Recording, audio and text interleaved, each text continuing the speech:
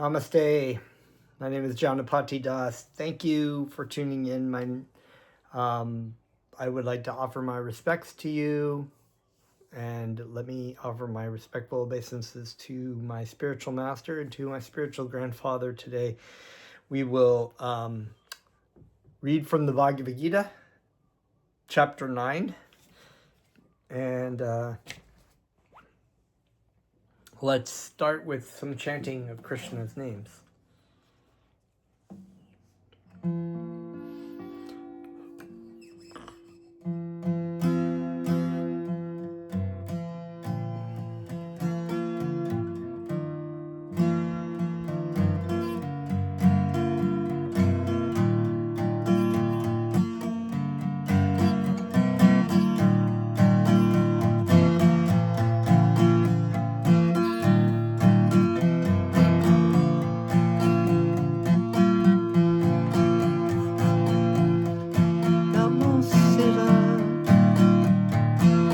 Svarupananya Paramamsa Namini Kodakarna That's the right song, right?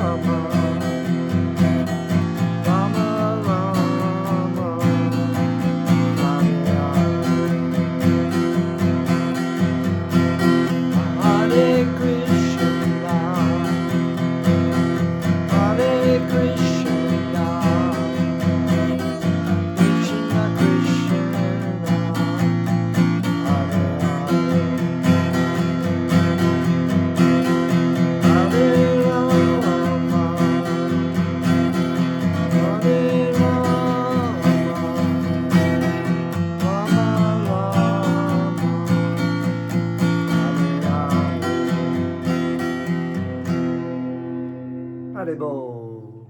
Krishna. Om Namo Bhagavate Vasudevaya. I was born in the darkness of ignorance, so my spiritual master opened my eyes with the torch of knowledge. I offer my respectful obeisances unto him. Okay, so we are reading from chapter 9. Chapter 9. Entitled The Most Confidential Knowledge. And we had left off at text 13. So, talking about bewildered people who are attracted by demoniac and atheistic views. And then, of course, the great souls who are under the protection of divine nature, being fully engaged in devotional service because they know me as the Supreme Personality of Godhead, original and inexhaustible. So text 14. Satanam kirtayato mam yantan taschadridavrataha namasyantascha mam bhaktya nitya yukta upasate always kirtayantaha, chanting, me,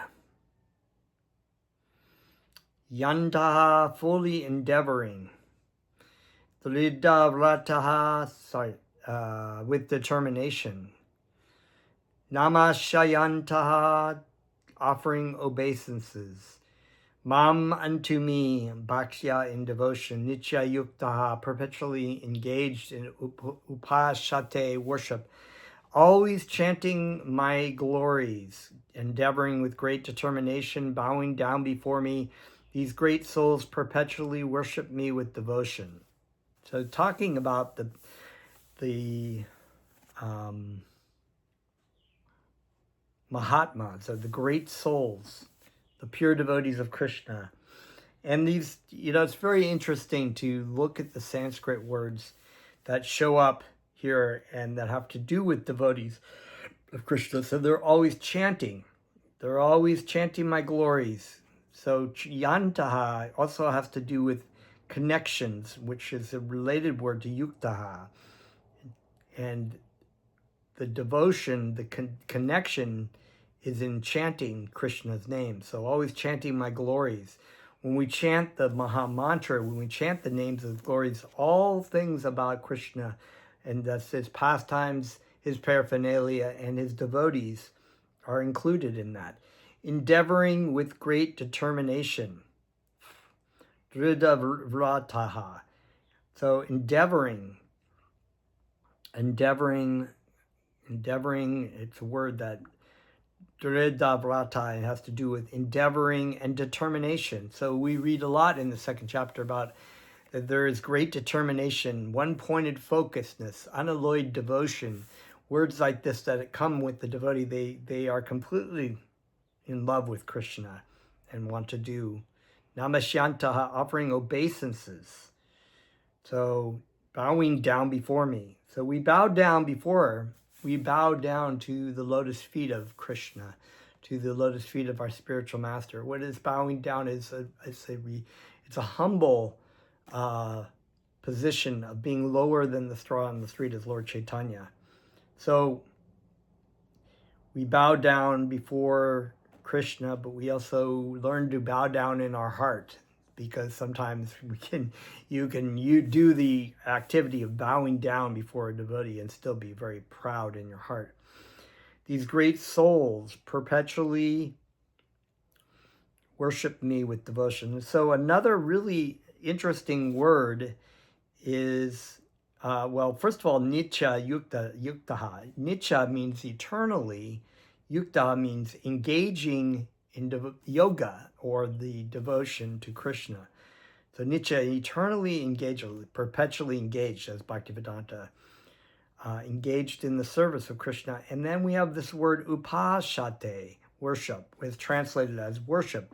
We've seen there are two words that are translated as worship, but sometimes Bhaktivedanta has brought up the point of the previous word, bhajanti, which means really to engage in service to God. It's translated as worship, but he points out that the idea of worship has a certain connotation to it of awe and reverence. And here, these two are connected, but upashate and bhajanti is in being engaged in the devotion of Krishna. All right. And upa means to sit. One word it means is to come close or to sit near. Like the disciple will sit near, and oftentimes you will see in the situation when the guru or the spiritual master is instructing their disciples, the disciples will sit at their feet. They'll sit very close, but they will sit lower than their spiritual master. And upa means to sit. It also is in the word Upanishad, right? So to sit close. So Upanishad is an instruction of spiritual matters where a person will come close, can come closer. So there is a dual meaning to it. One is to come sit close physically, but also spiritually and mentally, a person will come closer in devotion. And when you are devoted, you want to come closer to. So this intimate, loving service of the Bhagavad Gita has to do with apashate, right? To sit near. Anyways, a lot of very interesting words, and oftentimes in these Sanskrits you can see the hidden secret meanings of but only of course through the instructions of the spiritual master. The Mahatma, this is Bhaktivedanta, the Mahatma cannot be manufactured by rubber stamping an ordinary man. I think sometimes this is referring to Gandhi. They give people names because they are great politicians or great political figures or resistance people. But this is, we've already discussed, is not what makes a Mahatma. A great soul is the one who is these devotees of Krishna. These Mahatmas are great devotees of Krishna. They surrender their life. They engage in loving service perpetually to Krishna and their spiritual master. The Mahatma cannot be manufactured by rubber stamping an ordinary man. So someone can just say, okay, this is a Mahatma because of whatever they have in their mind. The symptoms are described here. A Mahatma is always engaged in chanting the glories of the Supreme Lord Krishna, the personality of Godhead. And Bhaktivedanta had tried to write a letter to Mahatma Gandhi saying that he should be doing that. He should be fulfilling his role as a Mahatma by spreading the names of Krishna, and warned that if he continued on this path of trying to be, that he would be assassinated. So Bhaktivedanta saw this coming. His symptoms are described here. A Mahatma is always engaged in chanting the glories of the Supreme Lord Krishna, the personality of Godhead. He has no other business.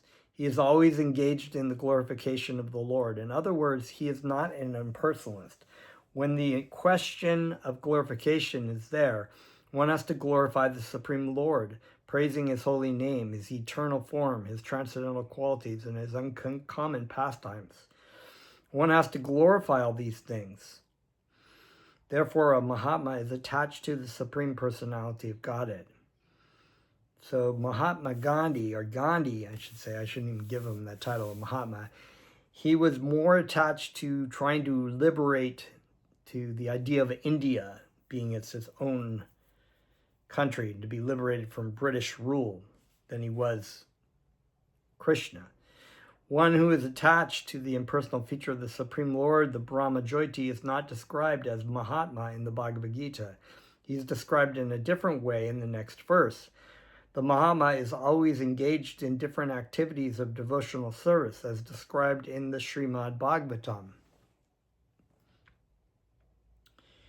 Hearing and chanting about Vishnu, not a demigod or a human being, that is devotion, Shravanam Kirtanam Vishnu Smaranam, and remembering him. Such a Mahatma has firm determination to achieve at the ultimate and the association of the Supreme Lord in any one of the 5 transcendental rasas. Of course, the rasas, neutral rasa, santa rasa, and the rasa, neutrality, servitude, friend, parental, and beloved. To achieve that success, he engages all activities, mental, bodily, and vocal, everything in the service of the Supreme Lord Sri Krishna. That is called full Krishna consciousness. In devotional service, there are certain activities which are called determined, such as fasting on certain days, like the 11th day of the moon, Ekadashi. So we follow Ekadashi every 11 days of the moon, and from that we are required to fast from, I mean, that's a deep subject, but basically to fast from grains and legumes, heavy sort of foods, and focus more on spiritual activities. And on the appearance day of the Lord, etc. On these rules and regulations are offered by the great acharyas for those who are actually interested in getting admission into the association of the Supreme Personality of Godhead in the transcendental world. The Mahatmas, great souls, strictly observe all these rules and regulations, and therefore they are sure to achieve the desired result. As described in the 2nd verse of this chapter, this devotional service is not only easy, but it can be performed in a happy mood. One does not need to undergo any severe penance and austerity. And the penances and austerities of the previous ages were there because the ability of the individuals to deal with them. In this age of Kali, we have very short-term memory, and we have short-term memory, very little tolerance. So we're given a very easy and fun process of chanting Krishna's names. He can live this life in devotional service, guided by an expert spiritual master, and in any position, either as a householder or a sannyasi or a brahmachari, in any position and anywhere in the world, he can perform this devotional service to the Supreme Personality of God and thus become actually Mahatma, a great soul. So anybody can become a Mahatma by following such rules that Bhaktivedanta are laying out. You don't need to have any qualification, any economic status or social status. Text 15, Ganaya Jnenya Kapi Anye Yajanto Mamupashate Ekat Vena Pritak Vena Bahudya Vishvato Mukyam Ganna Yajnena, by cultivation of knowledge. Cha, also, api, certainly, anye, others, yajantaha, worshipping, mam, me, upashate, worship, ekat vena, in oneness, prita vena, in duality, badhudya, diversity, vishvat mukyam, in the universal form. More interesting Sanskrit words, yaj, we see this word yajnena, the knowledge and sacrifice, right? So sacrifice is yajna, right? And the word yajantaha is an outward ritual or sacrifice of a type of worship, ritual, whatnot. And upashate is an internal devotion. So it's very interesting that those two words, you have these words, yajanto mam upashate. Yajanto is a sacrifice of doing activities for Krishna, to mam, unto me, Krishna, and upashate, to achieve coming close to Krishna, or to devotion. So this is a very interesting thing when you kind of like meditate upon these different Sanskrit words and what they refer to. Others who are engaged in the cultivation of knowledge worship the Supreme Lord as the one without a second, diverse in many, and in the universal form. This verse is a summary of the previous verses. The Lord tells Arjuna that those who are purely in Krishna consciousness and do not know anything other than Krishna are called Mahatma, yet there are other persons who are not exactly in the position of a Mahatma, but who worship Krishna also in different ways. Some of them are already described as the distressed, the financially destitute, the inquisitive, and those who are engaged in the cultivation of knowledge. But there are others who are still lower, and these are divided into three. He who worships himself as one is the Supreme Lord. 2, he who concocts some form of the Supreme Lord and worships that. And 3, he who accepts the universal form, the Vishvarupa of the Supreme Personality of Godhead, and worships that. Out of the above three, the lowest, those who worship themselves as the Supreme Lord, thinking themselves to be monist, are most predominant. Such people think themselves to be the Supreme Lord, and in this mentality they worship themselves. This is also a type of God worship, for they can understand that they are not the material body, but are actually spirit soul. At least such a sense is prominent. Generally, the impersonalists worship the Supreme Lord in this way. The second class includes the worshippers of the demigods, those who by imagination consider any form to be the form of the Supreme Lord. And the third class includes those who cannot conceive of anything beyond the manifestation of this material universe. They consider the universe to be the supreme organism or entity and worship that. The universe is also a form of the Lord. So very interesting that Bhaktivedanta here is explaining that there are different degrees of God worship.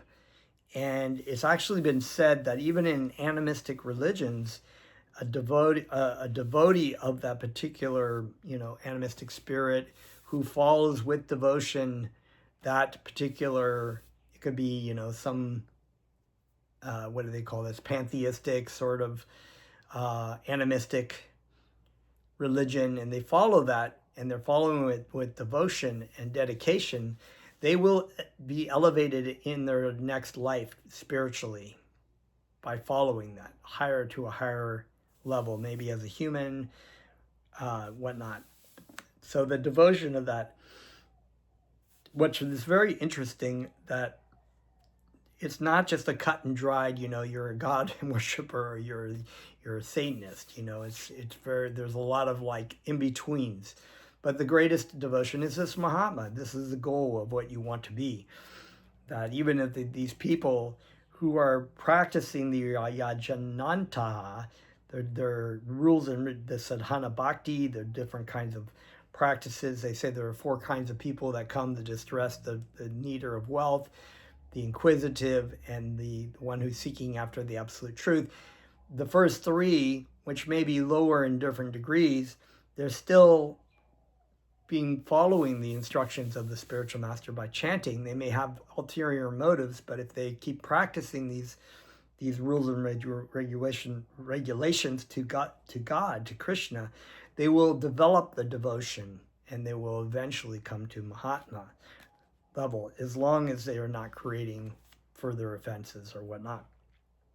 Text 16, Aham kratur aham yajnaha svadhyam aham ashadhyam mantroham aham evajyam aham agnir aham yutam aham I kratuhu ritual aham I yajna sacrifice svadhya oblation aham I an aushadam healing herb mantra transcendental chant aham I eva certainly ajyam melted butter aham I agni fire aham I hutam offering. So another beautifully poetic way of that Krishna shows that his diverse energies are present throughout the different elements. But it is I who am the ritual.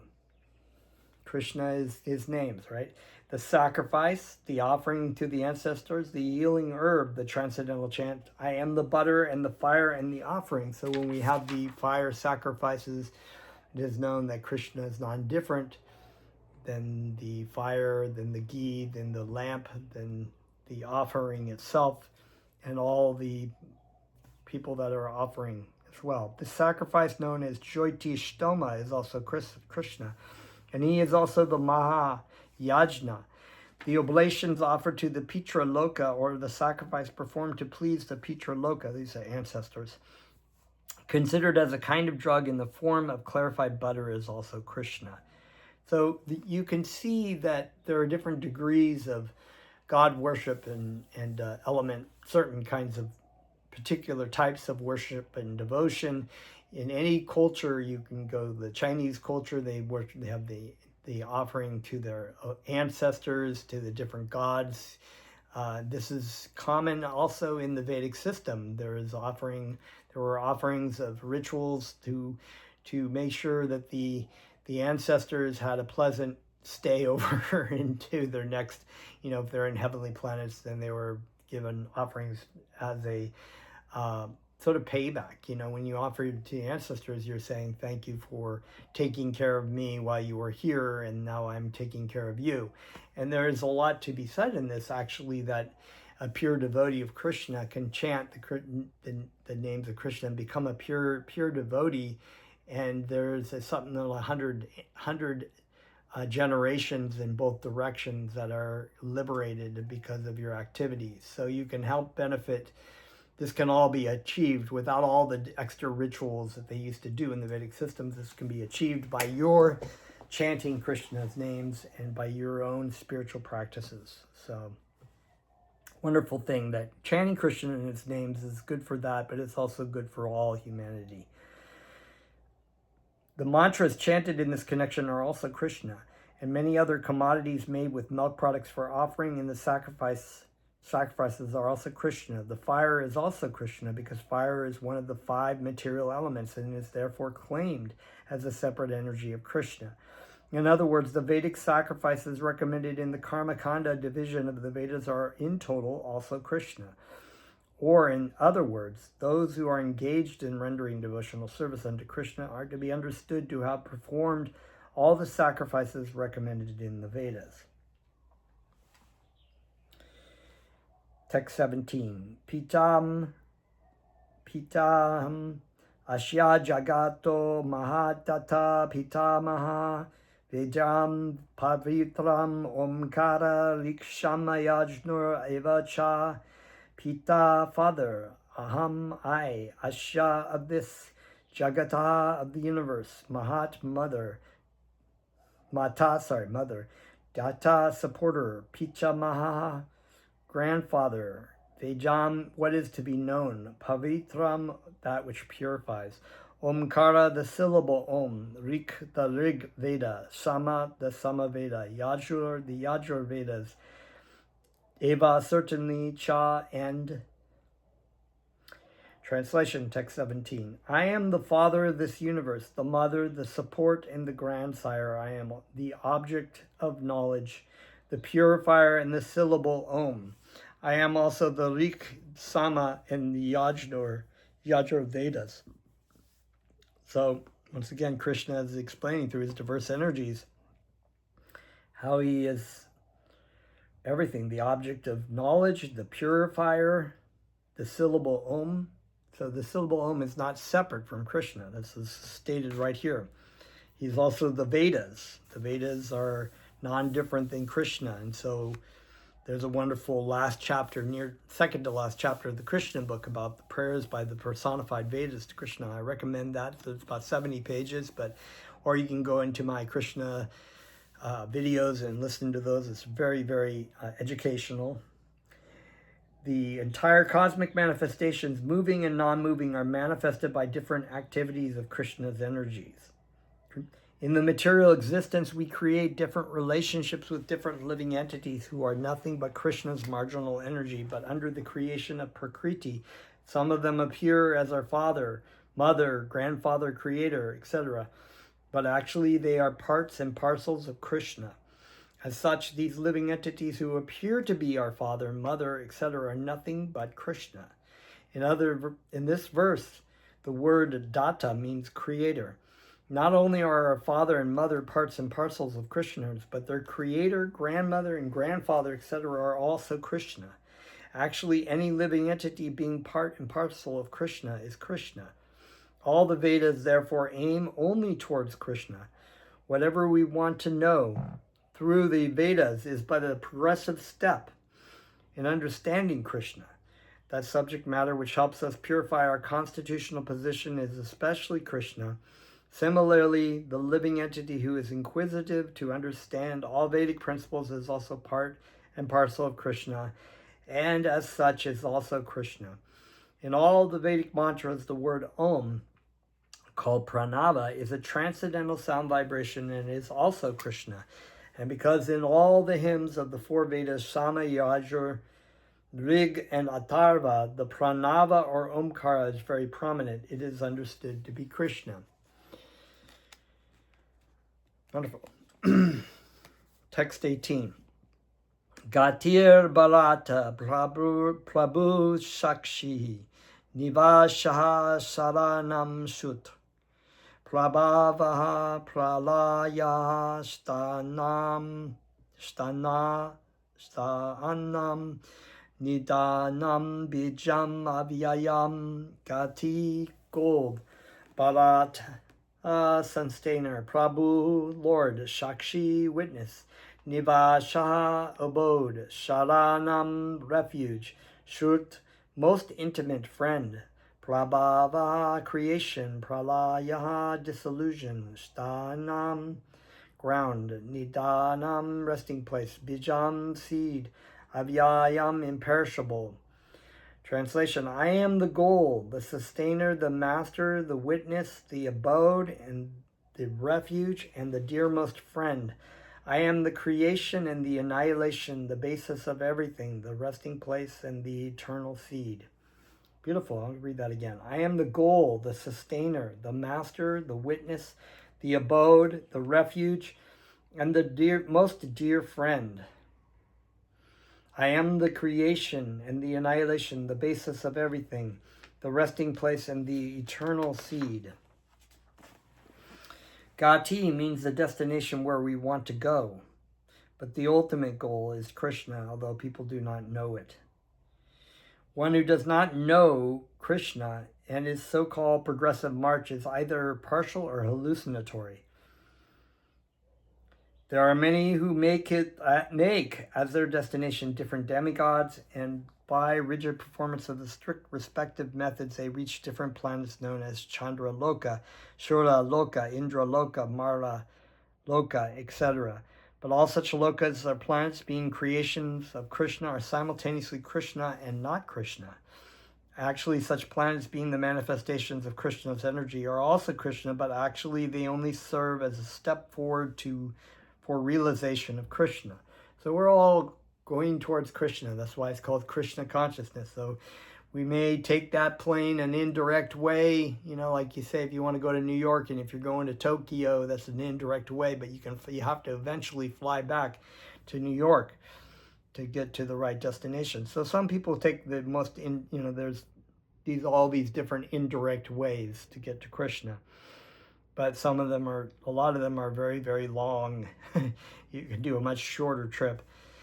To approach the different energies of Krishna is to approach Krishna indirectly. One should directly approach Krishna, or that will save time and energy. So there it is. Time and energy. Much more valuable than time. Who wants to be stuck in the material world being reborn over and over again?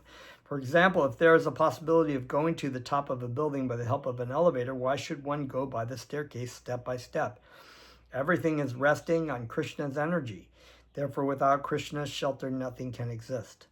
Krishna is the supreme ruler because everything belongs to him and everything exists on his energy.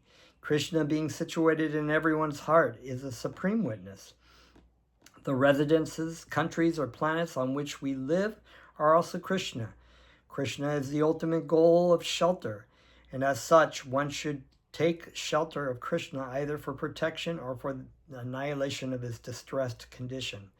And whenever we have to take protection, we should know that our protection must be a living force. Thus, Krishna is a supreme living entity.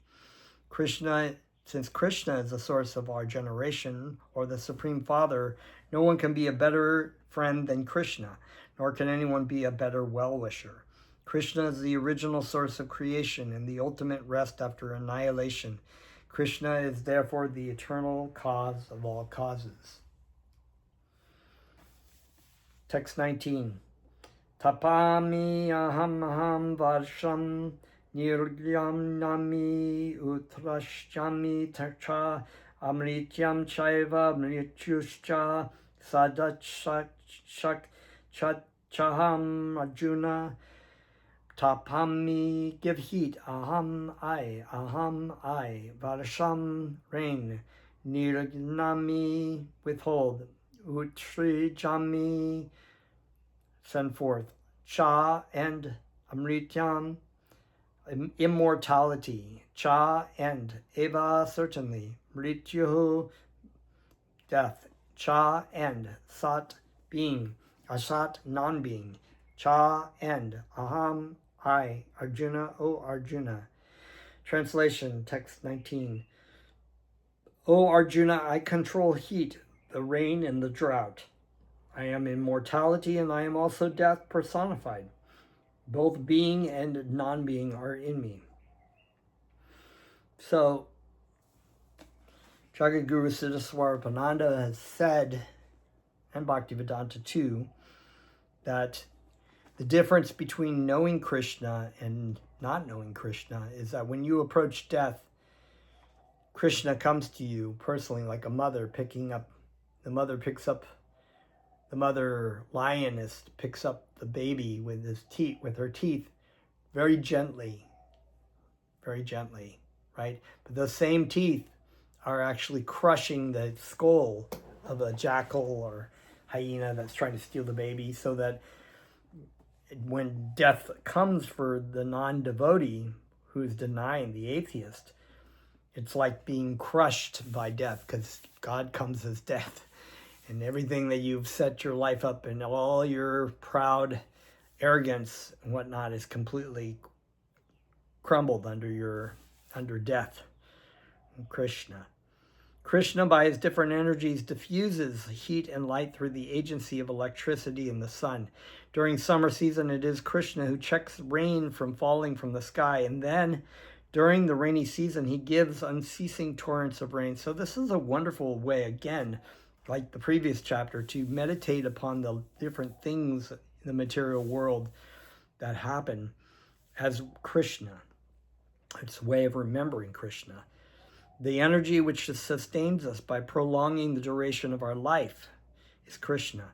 Krishna meets us at the end of as death. By analyzing all these different energies of Krishna, one can ascertain that for Krishna there is no distinction between matter and spirit. Or in other words, he is both matter and spirit. In the advanced stage of Krishna consciousness, one does not therefore make such distinctions. He sees Krishna only in everything. Since Krishna is both matter and spirit, the gigantic universal form comprising all material manifestations is also Krishna, and his pastimes in Vrindavan as two-handed Shama Sundar playing on a flute are those of the Supreme Personality of Godhead. Okay, one more. Text 20. Trividya mam soma paha putya papa yajnayar ishtva svagatim pratayante te punyam ashadya surenda Dvalokam ashnanti divyan divi deva bhogan. Trividya, the knowers of the three Vedas, mam, unto me, Sombha, drinkers of soma juice, Puta, purified, Papa, sins, Yajnai, with sacrifices, Ishva, after worshipping, Svargatim, passage to heaven, Pratayante, pray, Te, they, Punyam, virtue, Asadya, enjoying, Surendra, of Indra, Lokam, world, Ashnanti, enjoy, Divyam, celestial, Divi, in heaven, Deva, Bhogan, pleasure of the gods.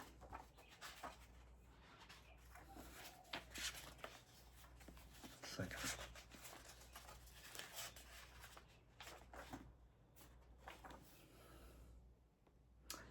Translation, text 20.